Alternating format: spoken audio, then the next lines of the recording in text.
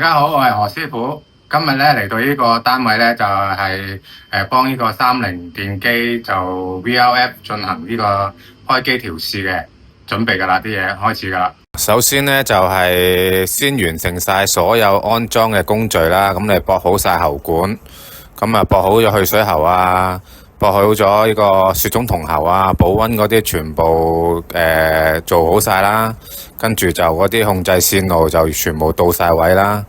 然後咧就我哋要測試翻個雪種喉，要試個測試壓力啦。就我哋通常係600磅嘅，咁同埋咧就要抽定 micron 啦。咁抽咗準備好晒喺度啦。然後我哋就要進行呢個開機。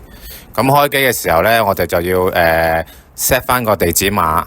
咁咧，譬如你呢個系統咧，假設有2個出風嘅，咁就要 set 翻邊一個係1，邊個係2啦。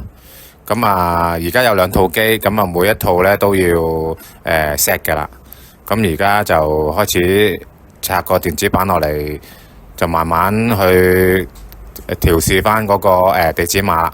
嗱，咁而家師傅就喺個散熱器嗰度啦，咁就開始咧就入雪種噶啦。咁入雪種咧，佢個情況就係因為呢一隻係中央機嚟噶嘛，咁啲喉長短咧要補翻嗰個雪種嘅，即係條喉越長咧，個雪種量咧就入翻越多啦。如果相對而家依部機咧，其實喉唔係好長嘅，所以入雪種咧就唔會入好多嘅啫，就照計翻個長短，就計翻個數量就稱住入咯。跟住師傅轉頭會反轉換雪種入嘅。咁而家就開始開機測試啦。咁如果測試咧冇問題咧，咁就叫做完成呢個項目噶啦。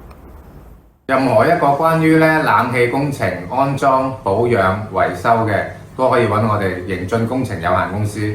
咁我哋會徹底幫你解決咗所有冷氣嘅問題嘅。多謝各位。